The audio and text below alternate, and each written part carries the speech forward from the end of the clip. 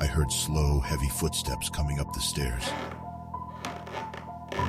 Each step echoes through the empty hallway, causing my heart to race.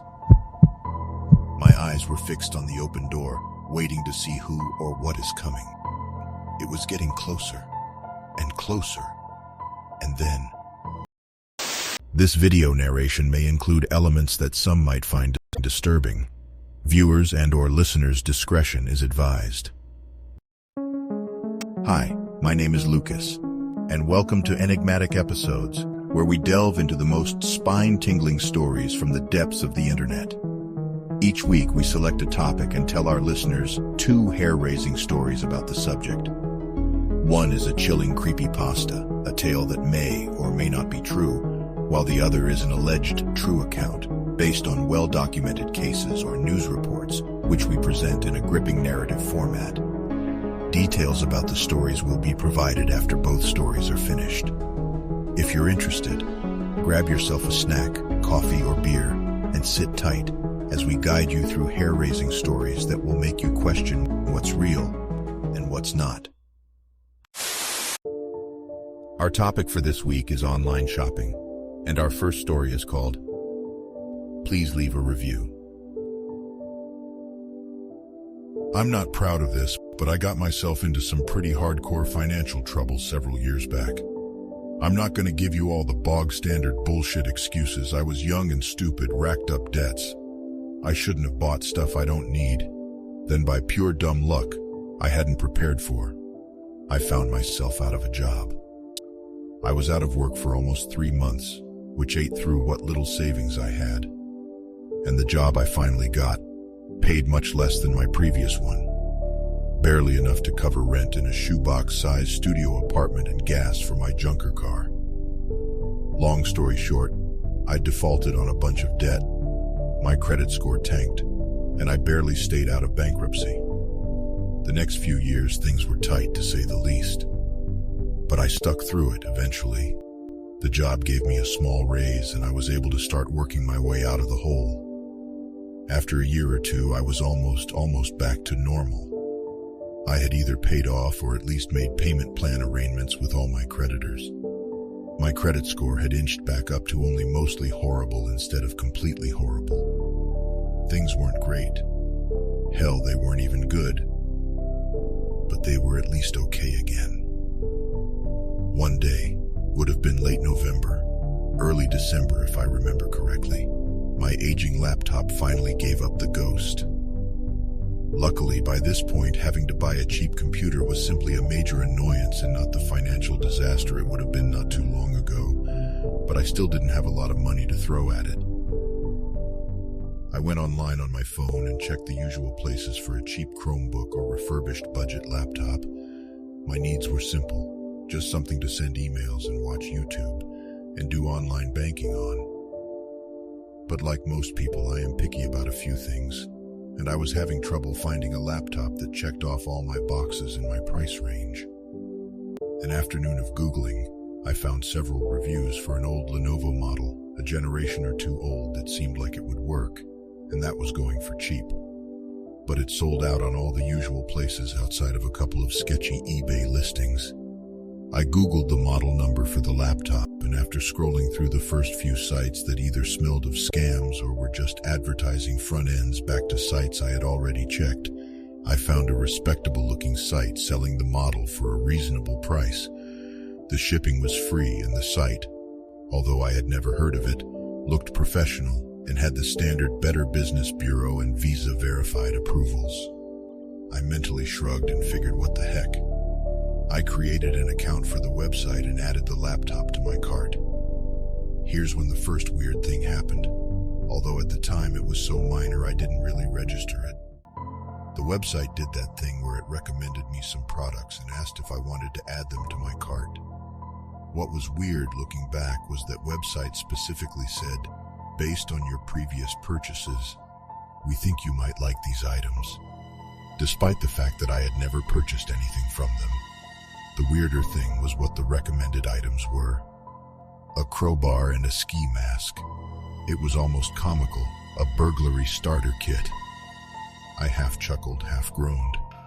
Some twee business startup's idea of a joke, I figured. I clicked, "No thank you, just take me to my cart." This took me to another screen, again suggesting the crowbar and ski mask.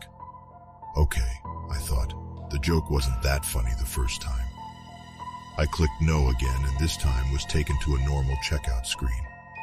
I entered my shipping and payment info, completed my purchase, and closed out the website. 3 days later, I received the laptop and was delighted that it was exactly what I ordered. About a week after that, I got an email from the website's customer service, a standard auto-generated message with the request that I leave a review for the product I purchased. Fair enough, I thought. I made a mental note too. If I had time that evening, I'll type out a quick review. With that, I went to work, the website totally forgotten. That was until I got back home and checked my email. A new email was in my inbox. It was from the website. "Thank you for your review," read the subject line. That was odd, I thought. I opened the email and sure enough, embedded in it was a review for the laptop, with my account name. I read the review, and that's when everything really started to move from confusing to creepy. I didn't remember writing the review, but it looked like my writing. It read like the kind of thing I would write, the tone, the vocabulary. I just, felt like something I would write. It even mentioned the features I was picky about that caused me to pick this laptop. I sat down and read the review over and over. Had I written it? Had I had some sort of episode? Had I blacked out? Sleep reviewing sounded so absurd, but it made more sense than someone hacking my account and perfectly replicating my writing style just to leave a review on a budget, out-of-production laptop. Before I left for work, I noticed something else. On my review page on the website was a section called "Please consider reviewing your other purchases as well." And there I saw a purchased crowbar and a ski mask. When I got home from work that evening, I sat down at my desk and decided to drop a quick line to the site's customer service department. Surely I had convinced myself during the day this was all just some kind of weird mix-up. Someone else's review wound up under my account. I mean, things like that could happen. I logged into the websites and opened up my account page looking for a "Contact Us" link or something. It took me a minute to notice it. The review was still there, but it was different. There was a picture attached to it now. It showed the laptop on my desk, the desk I was sitting at now. The exact desk, there was no question. There in the picture on the desk surface just next to the laptop was the exact same black streak I had accidentally made with a Sharpie months ago. Worst of all, on the screen on the laptop in the review picture was the website's review submission page, open to the written but not yet submitted review that I never wrote. I realized I was breathing fast and looking around my apartment. I took several deep breaths, forcing myself to calm down. The review I could have talked myself into thinking was innocent. But this, not this. I pulled out my phone. For some reason, I didn't want to use the laptop. I found the customer service page for the website and wrote out a half-angry, half-rambling email. I didn't directly accuse them of anything. It sounded too crazy every time I tried to describe exactly what happened. But I told them there was suspicious activity on my account. It looked like someone else was leaving reviews on my account somehow, and asked them to look into it. Within minutes, I got a generic automatic response with a boilerplate, "We have received your request and are looking into it. A representative will contact you soon, blah blah blah" message. I double-checked the doors and windows, pulled down all the blinds, and went to bed. Sleep did not come easy, but finally, it did come. The next morning, I forced myself to have a cup of coffee and a bowl of oatmeal before checking my email. No response from the customer service account, but my stomach sank when I saw 2 more emails in my inbox with the subject lines, "Thank you for your reviews." I didn't even open the emails. I went to the website and opened my account page. Now I had 3 reviews under my account: the laptop, and now the crowbar, and the ski mask. Great for prying open doors and windows. 5 stars, someone had written for the crowbar under my account. Keeps your identity secret. Must have for prowlers and burglars. Read the review under the ski mask. Anger joined the fear and confusion. Not only was someone somehow faking reviews and somehow taking product review pictures inside my apartment, they were basically all but bragging about committing crimes while pretending to be me. I spent several minutes trying to find a cancel account option for the website with no luck. I sent another email to the customer service account, demanding someone contact me as quickly as possible. Work went slow that day. I couldn't concentrate. I fought the temptation to pull out my phone and check my personal email or the website. When I got home, I went right to my computer. Still no response from the customer service, but I didn't care about that at that moment.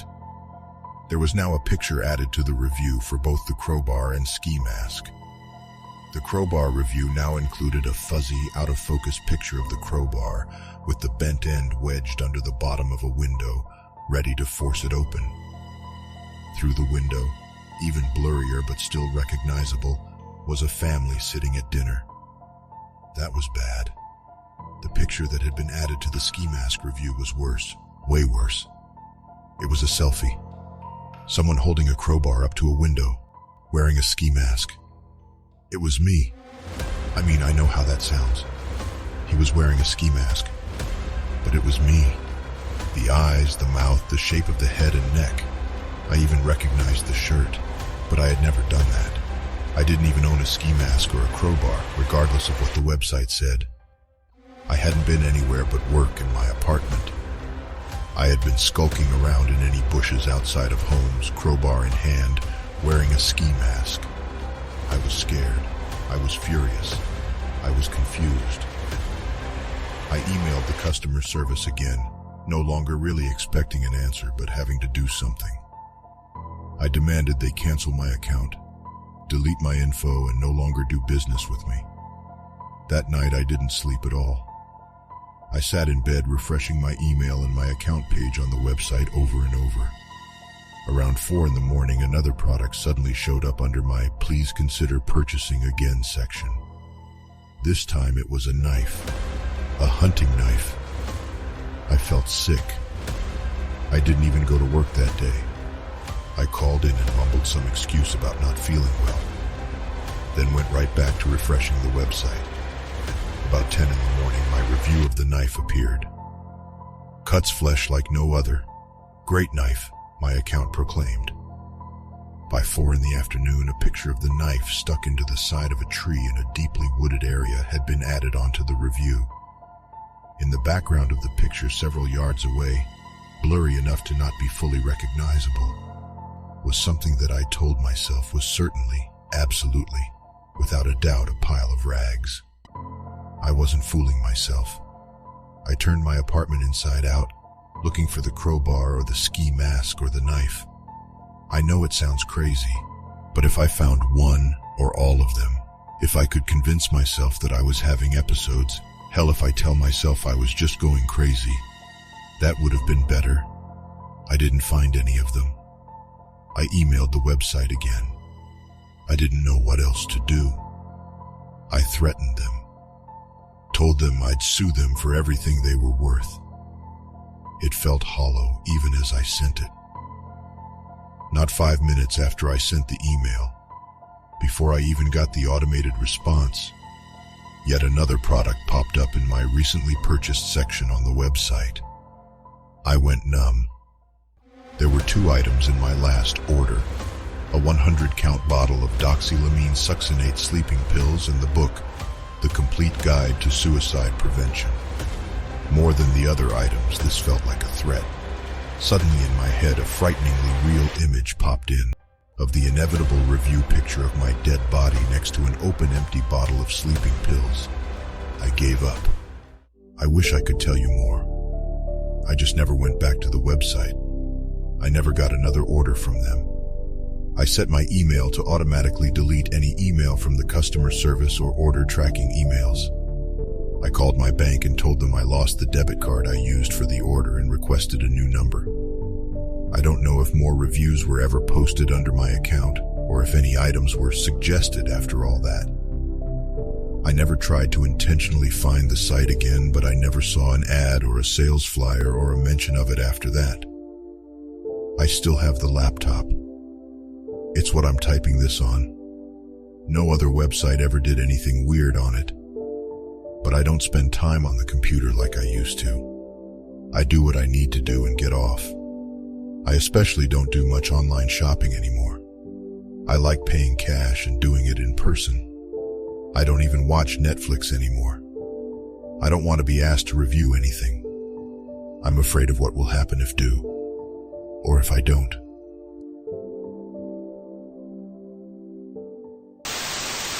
Did you like our first story? We would be grateful if you could help us out by smashing the like and subscribe buttons. Your support would mean the world to our small channel, and we promise to continuously improve our content to keep you coming back for more. So thanks in advance, and now let's get on to our next story. Our next story is called The Old Wine Box. As a curator at a university museum, I have a deep passion for antiques, particularly those with fascinating backstories.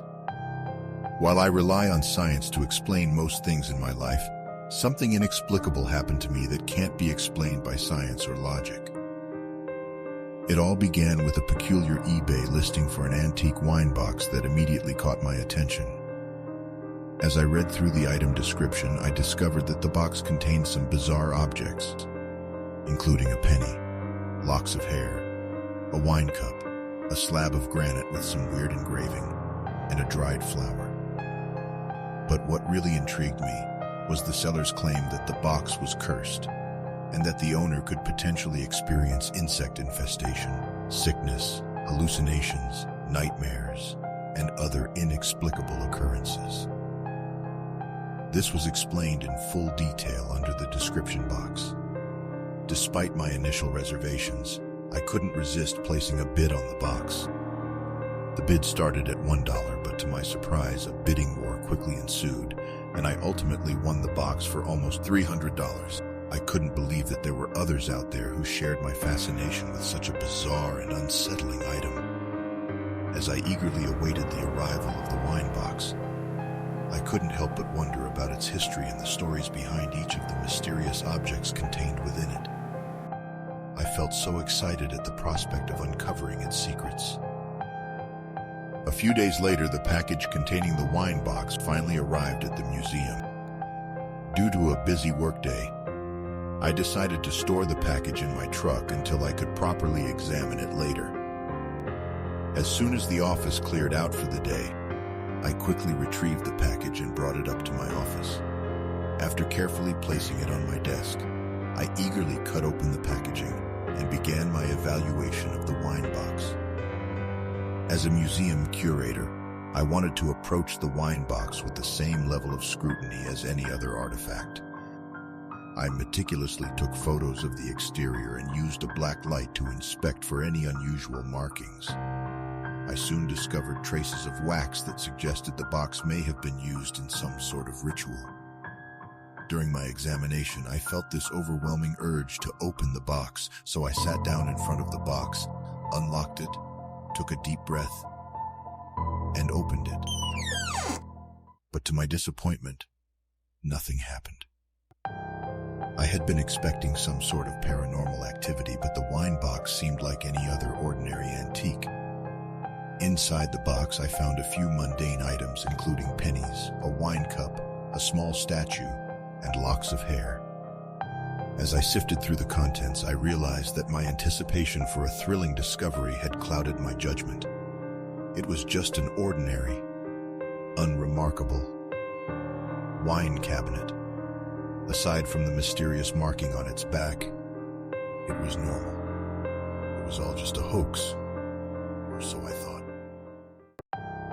After closing the wine box, I decided to place it on another desk, in the shared office space I occupied with some colleagues. I thought it would be an interesting showpiece, or a conversation starter. The following morning, My co-workers noticed the wine box and began to ask me about it. I explained how it was supposedly haunted and how it had caused people to become sick or even have strokes. Although they found it interesting, they didn't give it much thought initially. However, after a few days, things took a strange turn. Our office electronics began to malfunction and our computers kept crashing. Even the IT department couldn't find the root of the problem. Soon after, light bulbs throughout the office started to burn out at an alarming rate, a problem we had never experienced before. It wasn't until my colleagues started getting sick that they blamed the wine box. They said that everything was fine until it came into the room. They insisted that I get rid of it. Back then, I thought they were crazy to blame a stupid box for everything that was happening in the office. I had no idea how right they were. After work that day, I put the wine box in the back of my truck and went home. I decided to leave it in the truck overnight and deal with it the next day. I went inside the house and say hi to my family. I was already exhausted from work, so I went to bed early.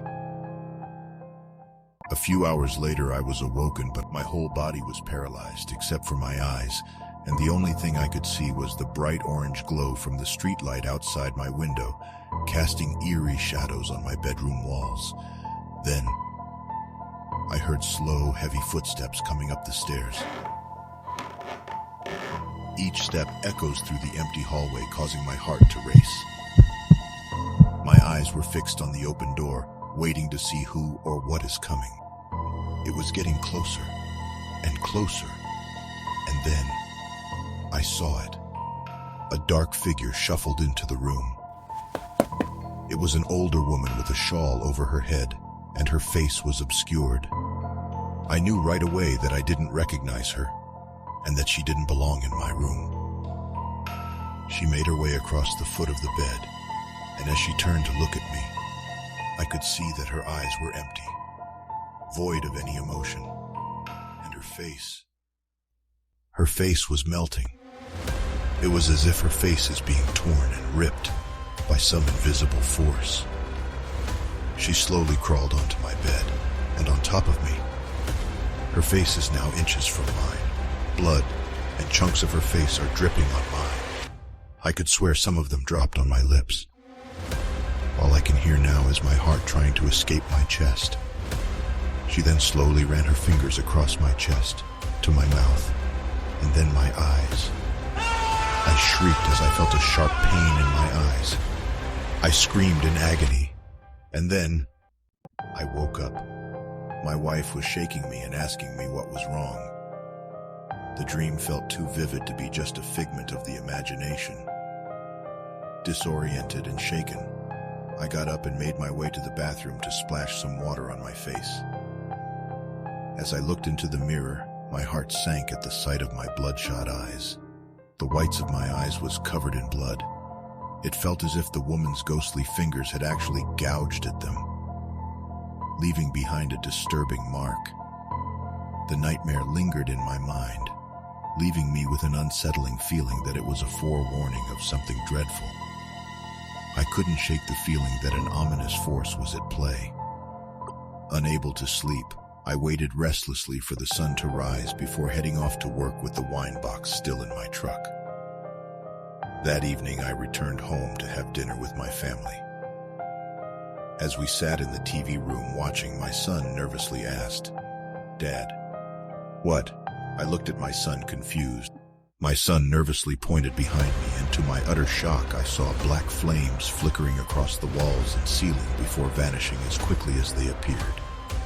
It was then that I began to realize the cursed nature of the wine box.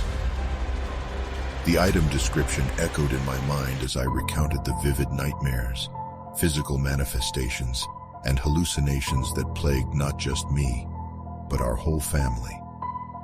The wine box was clearly the source of our torment, and I knew I had to get rid of it before it was too late. The thought of just discarding the wine box on some random garbage can crossed my mind, but the fear of another unsuspecting individual falling prey to its curse filled me with guilt. As I pondered on what to do with the cursed wine box, I remembered our rental property with a wine cellar. I thought perhaps it could serve as a temporary storage for the box until I figure out a permanent solution. So I ultimately decided to bring the box there and leave it in the cellar.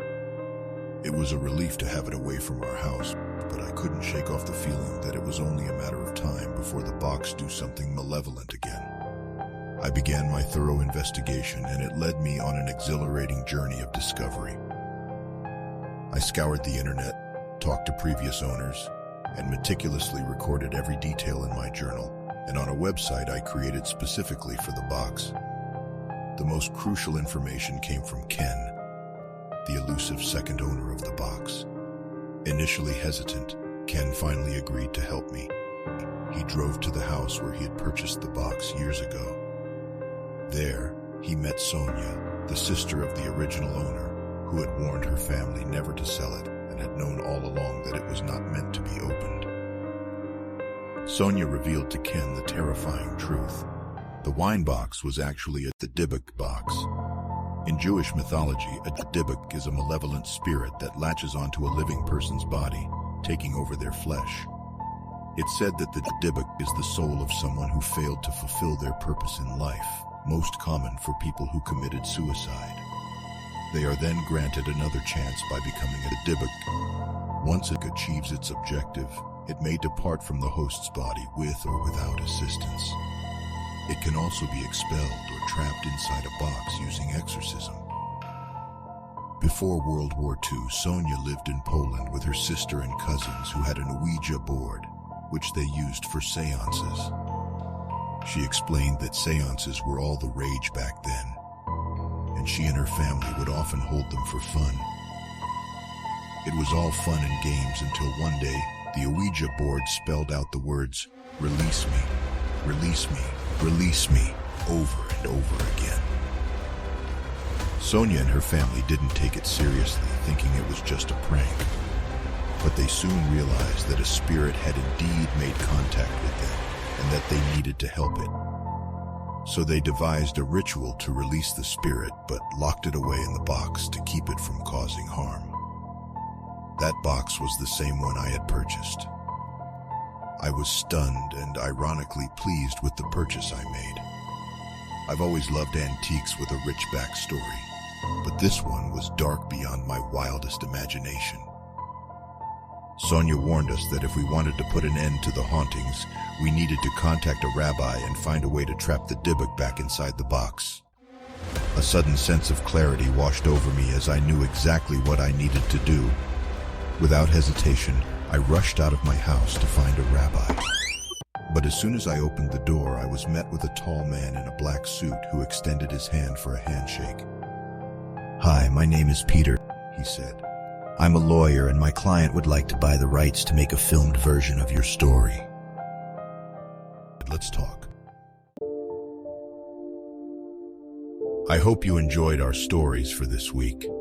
But now, let's dive deeper into their details. Our first story, Please Leave a Review, is a creepypasta from Reddit, written by JoeMorgue, shared under the subreddit r/nosleep. The original title for this story is a bit long. I logged into an online store for the first time. It still recommended I buy certain things again. All credit for this mind-boggling story goes to JoeMorgue. If you want to read the original story, we've left the link in the description box. Moving on to our second story, The Old Wine Box. This story is based on Jason Haxton's experience, gathered from his interviews, websites, and the book he wrote titled The Dybbuk Box. This story is just one of many stories surrounding the infamous dybbuk box. What makes these stories fascinating is the controversy surrounding it. On one hand, there are people who have proven that it's a hoax. Even the second owner of the dybbuk box, Kevin Mannis, allegedly confessed to creating the whole thing. But on the other hand, just like Bigfoot or Slender Man, the story seems to have taken a life of its own, with people reporting unexplained events that happened to them after coming across the dybbuk box or a box like it. The most infamous association with the cursed box is with the American singer, rapper, songwriter, and Magic the Gathering player, Post Malone. If you're interested in learning more about this story, we highly recommend reading Jason Haxton's book. In it, he provides empirical evidence to prove that it's a hoax.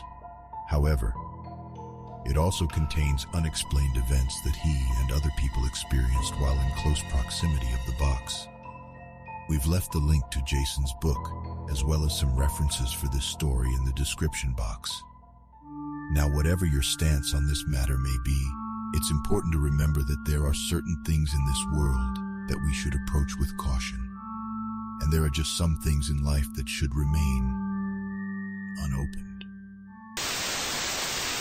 Thanks for tuning in to Enigmatic Episodes, and for lending us your ears as we shared these spine-tingling tales.